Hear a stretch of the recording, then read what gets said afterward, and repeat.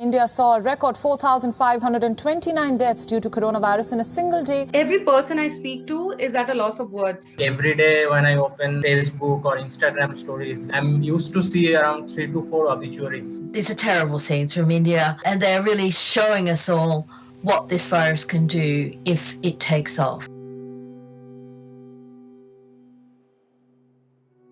Basic reason to give a sharp rise in the number of cases was mainly because of the severe decline in the compliance of COVID-19 appropriate behavior. Huge levels of nonchalance and carelessness. People are very negligent when it comes to abiding protocols. In the second wave, there are two things. One is election rallies.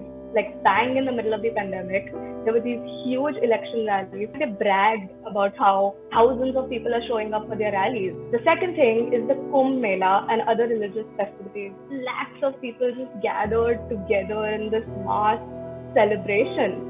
And the Kumbh Mela was actually preponed. It wasn't even supposed to happen this year. Prime Minister came on the front and said that we have won the COVID war. So I think after that, it was kind of a validation. We thought, should we wear the mask? It's okay now, it's not that important. So I think that lethargic attitude of people, and also because government was not prepared with the infrastructure, so that overall led to this drastic rise. Now, the country has reported 273,810 fresh COVID-19 cases in the last 24 hours.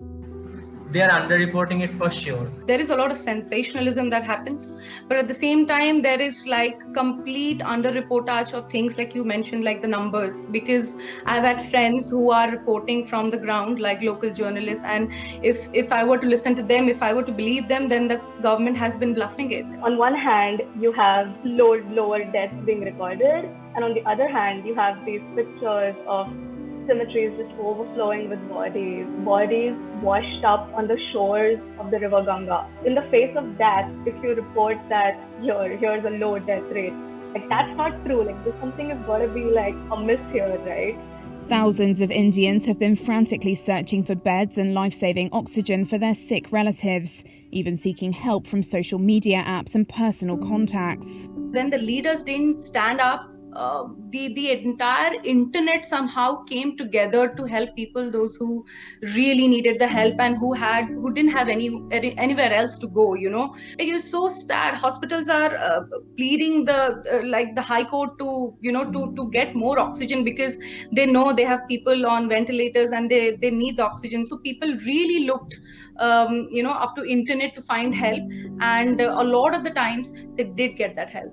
There is a whole network of influencers, NGOs, and just people in India who are exchanging resources. And while this should be encouraged and this should be very heartening, this should not be glorified in any way. Like, you cannot say that, oh, how sweet, people are doing this for each other. Like, people shouldn't have to do these things for each other. The hospitals should have these things. The government should have these things sorted out, for people. And in fact, the government has done a crackdown on people who are trying to help. There was an FIR filed against a person who said that there is a lack of oxygen in a certain state in India. And the goons of the politicians of that state actually responded with threats. People are surviving in spite of the government, not because of them.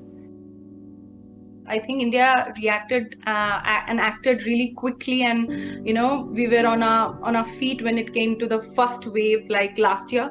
The second wave approached us. We went into a complete lapse of COVID protocols that were asked to be demonstrated. People just thought it was okay to step out, for a morning walk or a morning jog out on the beach. I think if the infrastructure was there, if we could have already procured these oxygen cylinders, these injections at all the COVID hospitals, that precious time that we lost there, or that level of ignorance from the government side, would have been avoided. So I think as an individual, it is our responsibility to take care of ourselves. We do not need someone to constantly tell us that you have to do this. The government has opened vaccination drive for 18 plus to 45 plus individuals. But their website is so bad that people every day struggle to book a single slot. They started in each and every state, but after a point when they realized that vaccines could not be delivered to so many states, they had to freeze the vaccination drive like they did in Mumbai and Karnataka. And this is only from the urban factor that I'm talking about. I feel like if the people in power take charge and formulate better plan of action, shift priority to the pandemic, so much can happen once the people in power decide that, okay, no, this is what we need to pay attention to. Saving lives is the thing that should be given all of our resources. And definitely the accountability will always lie with the government and not with the people.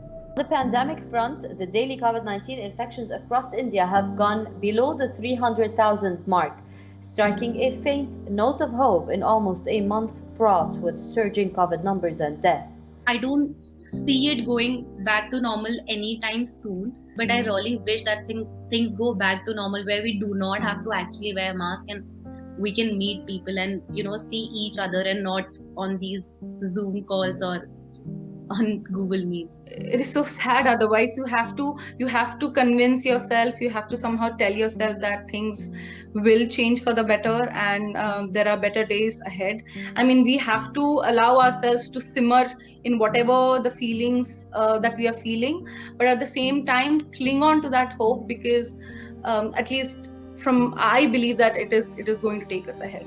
When it comes to normalcy, I don't see that happening anytime soon. And it makes me really sad because it makes me feel that we are stuck in this place that has so many issues, and we are so far away from that goal of retain some normalcy in life.